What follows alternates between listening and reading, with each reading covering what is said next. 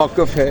पूरे मुल्क में ये धांधली का जो तरीका इख्तियार किया गया वो बिल्कुल वाज़ेह है। जिस हल्के में भी PTI के उम्मीदवार को हराना मकसूद था, वहाँ फॉर्म 47 जो है उसको बाहर निकाल कर तारीकी में रात की बनाए गए।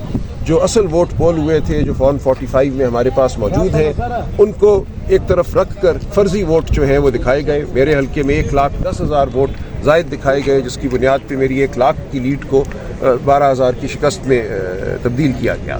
तो ये इतनी वाज़ेह और फाश धांधली हुई है कि इलेक्शन कमीशन अगर आंखें बंद नहीं करता तो हम समझते हैं एक्शन लेना ज़रूरी है।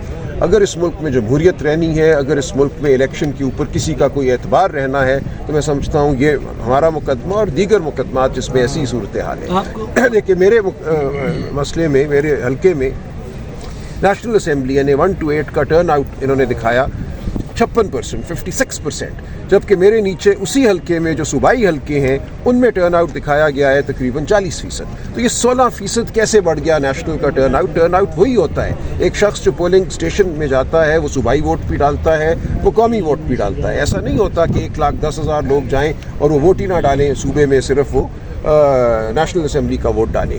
फिर हमने इनको नंबर दिए हैं पोलिंग स्टेशंस के। हमारे फॉर्म 45 में जो नंबर ऑफ वोट्स पोल्ड हैं वो बिल्कुल वही हैं जो दीगर फॉर्म्स 45 दूसरे उम्मीदवारों के हैं सूबाई सतह पे, तो और जो कि माने हुए हैं, जिनकी बुनियाद पे नोटिफिकेशन जारी हो चुके हैं। तो फ्रॉड बिल्कुल वाज़ेह है इस मुकदमे में भी और दीगर बहुत से मुकदमात में भी। तो अब ये फ़र्ज़ बनता है मेरी नज़र में इलेक्शन कमीशन का कि वो इस मामले को फराख दिली से देखे, अपने आरओज़ की जो कोताही है या जो उन्होंने मैल प्रैक्टिस की है उसका जायज़ा ले, उसको ख़त्म करे और आवाम का मैंडेट जो है वो आवाम को वापस करे।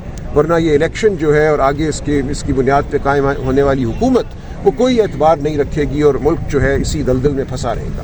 आपको लाहौर में पुलिस ने गिरफ्तार किया और उसी दिन ही आपको वापस छोड़ दिया, क्या वजह बनी? कोई वजह नहीं थी गिरफ्तार करने की, वो बिल्कुल नाहक मुझे गिरफ्तार किया। मैं फुटपाथ पे खड़ा था, कुछ सहाफ़ी हज़रात आपकी तरह आए, उन्होंने मेरे सामने माइक्रोफोन कैमरे रखे, 10-12 सेकंड की गुफ्तगू हुई और उसमें कोई ऐसी बात नहीं थी जिसकी बुनियाद पर मुझे गिरफ्तार किया जाता। इसीलिए जब अवाम ने, मीडिया ने, बार काउंसिल ने, सुप्रीम कोर्ट बार एसोसिएशन ने एहतजाज किया तो इनको मुझे छोड़ना पड़ा। इरादा तो शायद इनका कुछ और था। आज़ादी ज़ाहिर राय पे आपका थोड़ा एतमाद कैसा कम हुआ कि आप जैसे आला पाया के वकील को भी अगर देखिए, इस वक्त जो जबर का माहौल है उसमें तो जाहिर है कि हम लड़ेंगे। हमारा ईमान इन हुकूक के हवाले से बहुत मुस्तहकम है। हम समझते हैं ये वो बुनियादी हुकूक हैं जिनकी बुनियाद पर माशरा कायम होता है, जिनकी बुनियाद पर आइनी निज़ाम हुकूमत कायम होता है। इन हुकूक के लिए हम लड़ते रहेंगे, पार्लिमान के अंदर भी, पार्लिमान से बाहर भी। सलमान, ये बता दीजिएगा कि आप इलेक्शन कमीशन में आ रहे हैं और PTI के बहुत से लोग आ रहे हैं, तो एक बॉडी लैंग्वेज भी होती है। आपने कहा कि अगर हमें इंसाफ मिलता तो क्या आपको क्या लगता है बॉडी लैंग्वेज? देखिए, कोई वजह नहीं है कि हम बहुत ज़्यादा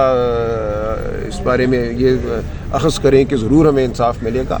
जो भी तक रवैया रहा है RO साहिबान का, और RO साहिबान जो हैं वो इलेक्शन कमीशन के नुमाइंदे होते हैं, तो उस रवैये को सामने रखते हुए हम समझते हैं कि हमें इंसाफ मिलना चाहिए, लेकिन इस बारे में कोई गारंटी नहीं है। इस्लामाबाद के अंदर आकर रॉन चौधरी साहब ने एक प्रेस कॉन्फ्रेंस की और आप पर एलिगेशंस लगाए। उन्होंने कहा कि हमारे पास रिपोर्ट मौजूद है। इस बारे में कोई मैं बात भी नहीं करना चाहता। जो मुझे जानता है 40-50 साल से, वो जानता है मैं कौन हूँ और क्या मेरा तर्ज अमल है। ठीक है, बहुत शुक्रिया।